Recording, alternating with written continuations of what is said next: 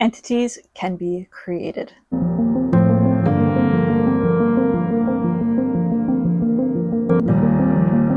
Welcome to my channel. My name is Jess. Here I talk about mysticism, shamanism, the occult, and spiritual sovereignty. There's lots of different classes of entities out there. Some are independent of us. Some spirits were human spirits that didn't move on in their evolution. Some spirits are human spirits that become distorted over time.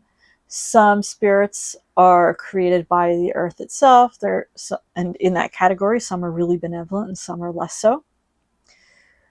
Then there are spirits from other realms, extraterrestrials, that sort of thing. I'm not talking about those today. I'm talking specifically about the entities humans create. And there's really two main ways through which entity creation happens. The first is intentional entity creation, and you'll see instructions on this in chaos magic and other magical disciplines. You can think of these as ritually created thought forms. This tradition, by the way, goes back thousands of years. You can find this, for example, in ancient Tibetan magic. They call it a tulpa, and you see it today in certain branches of ceremonial and chaos magic. And people create entities on purpose to do specific things for them. It's typically things like to guard them, to protect them, sometimes to find fortune, to find treasure. They will also do it to, in some extreme cases, cause trouble for other people or to siphon energy. Again, that's more on the extreme side of servitor. These are called servitors, by the way, in chaos magic creation. Most entity creation that's purposeful is to do things helpful for the individual. This, again, has to do with the nexus point between imagination and physical reality. It's created through imagination. It can be drawn or built through clay. A representation of the entity that's being created is built. Then there might be sigils that are created, prayers, chants, intonations that are placed into the effigy, into the representation of the servitor. And then through purposeful meditation, obsession, and some other magical practices that I want to keep this PG, so I won't talk about on here, that energy begins to take form in the world around its creator. It takes on a life of its own. The second way entity creation happens is accidental. And this can happen with people who are particularly gifted but don't know that they're gifted, don't know that they have psychic abilities. This can happen with people who have very intense emotional lives, who've gone through a lot of trauma and don't have a lot of discipline around their energetic and emotional lives. You see this sometimes in the case of haunted houses. This can happen where over time, over repetition of pain, of anger, of grief, an entity is formed. Initially, when an entity is created, whether through purposeful magic or through accidental means, it's not separate from the individual.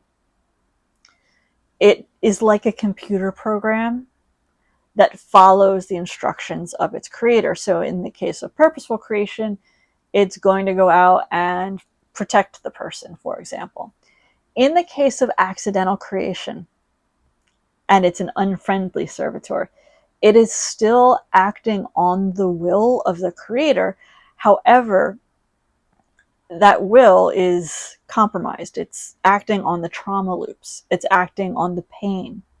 It's acting on the toxic beliefs that the individual tells themselves about themselves.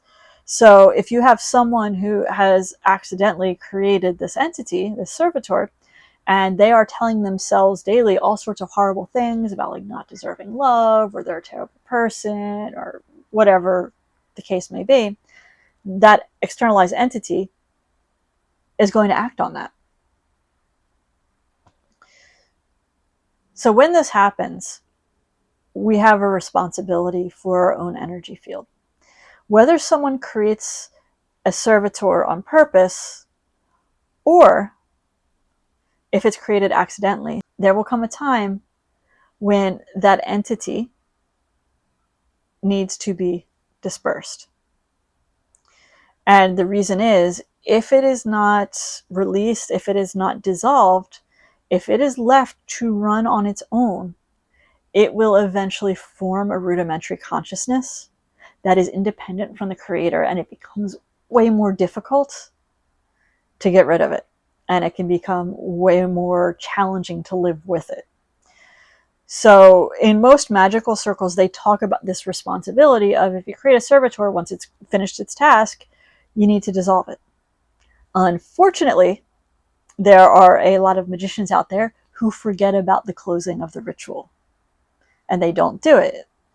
And then they run into trouble, or people in their lives run into trouble. There are ritual ways to dissolve it. If one is in that discipline, follow that discipline's method of dissolution. For people who create entities accidentally,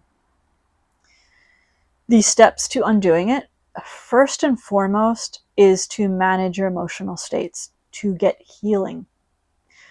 Go to therapy if you need to, engage in spiritual practices, engage in yoga, tai chi, energy practices that teach energetic discipline, that also teach you how to sit with uncomfortable emotions without being reactive to them. Personal healing is absolutely essential to unmaking a problematic entity that has been created from trauma. Seek out healing, walk down that path. In conjunction, you're going to use your imagination to begin to peacefully dissolve it. To see it dissolve into the air, to release, you can send it to the light.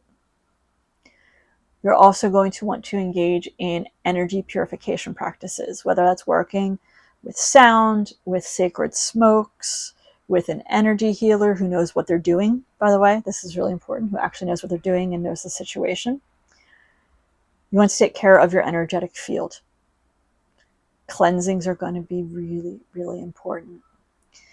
It takes time to unmake a servitor, especially one that has been created and allowed to run wild for a long time, but you can absolutely take control and begin to dissolve it. There is this other class as well of created entity that is on a larger scale. These are called egregores.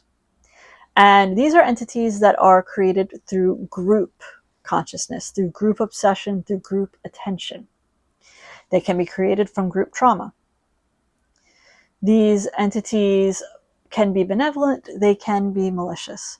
So a benevolent egregore would be Santa Claus. Does he actually exist as an independent being? Who knows? But he does exist in our shared, at least North American, imagination. And he has a mythos, he has a presence, and he's felt once a year. That's an egregore. Corporations can become egregores.